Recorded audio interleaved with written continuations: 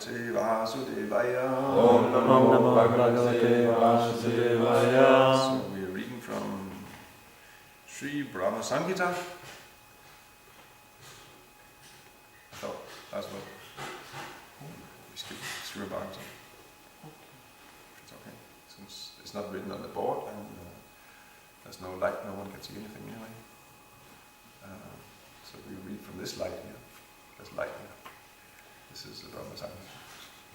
So, because today is the appearance day of Bhakti Saraswati Thakur, and this Brahma Samhita was translated into English and given purports by him. And it's interesting that to see the system that Prabhupada is using in his books of, with Sanskrit transliteration, word-to-word translation and purport. This is actually Bhakti Saraswati's system, as he has it here in the Brahma Samhita. This book was printed as he printed it himself. It was not changed, or layout was changed, editing was not. It's just as this is printed as he printed it. And that's actually what you'll find, that the Prabhupada, Srila Prabhupada and Bhakti Saraswati, in one sense, they're one. It's two persons in a one. Så kan vi tælle på, sætte hul der. Vi rejser nok at gå på.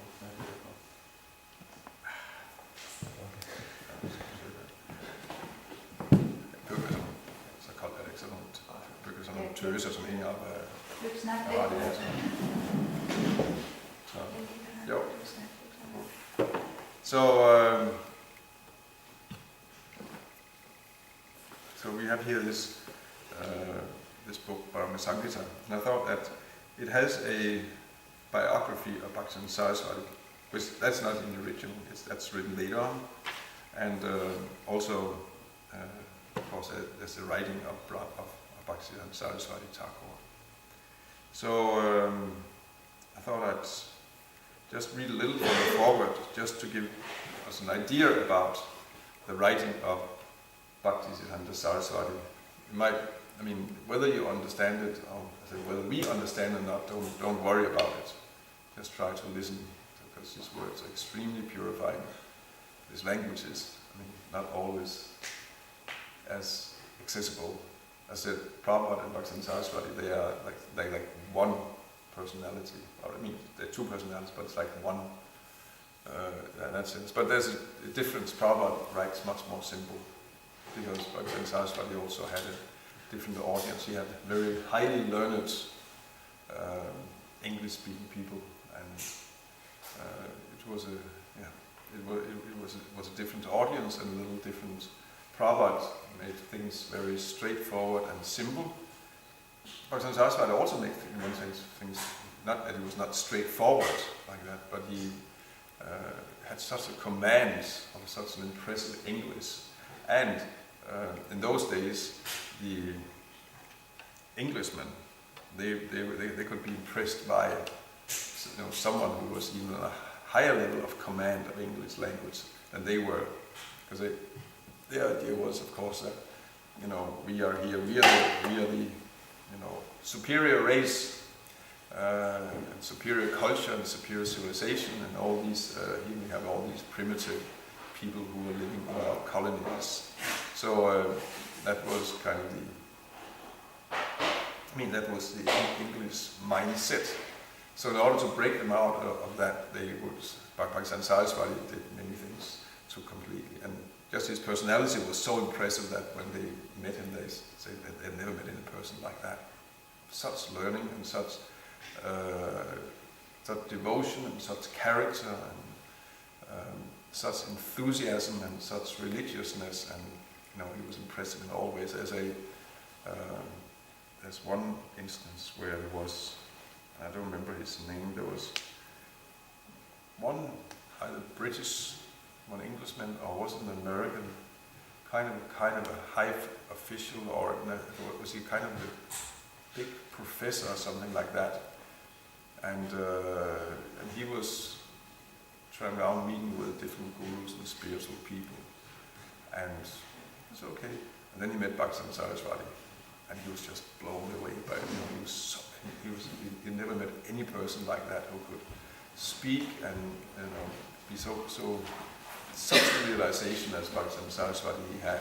And he wrote a long essay about praising Bhaktivinoda Saraswati.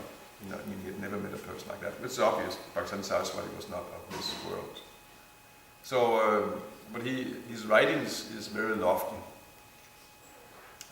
presenting Krishna consciousness, just straight Krishna consciousness, but the language can be very difficult. So I thought I'd read an excerpt here from the foreword to Brahma Samhita. Written by Bhaktivinoda? Written by Bhaktivinoda Saraswati Thakur.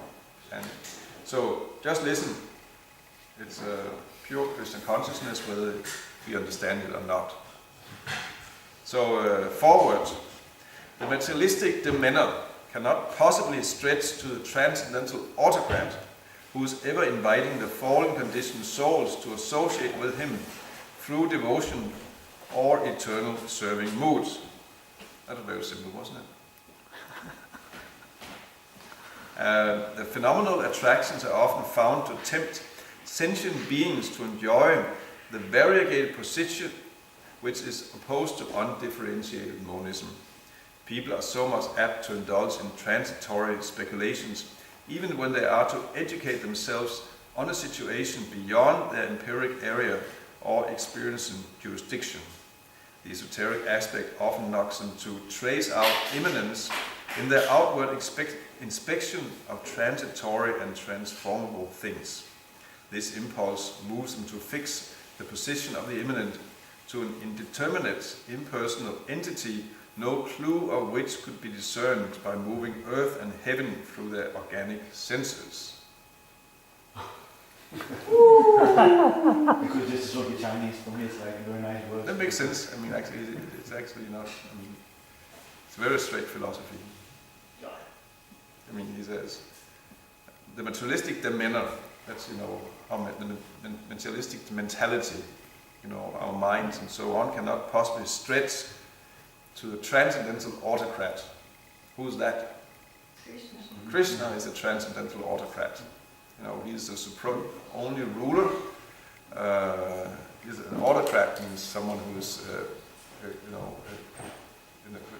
sole ruler without any competition or anything. It's just, So transcendental autocrat. That's Krishna.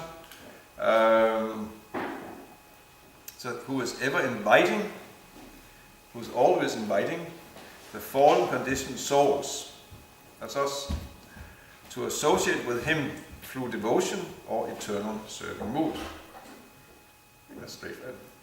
That's not this difficult to understand. The phenomenal attractions.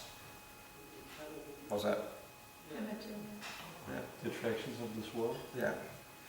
Phenomenal world is this material world. The phenomenal attractions are often found to tempt sentient beings to enjoy the variegated position which is opposed to undifferentiated monism. Is that also somewhat clear? I mean, we are... And he starts talking about how we're bouncing between monism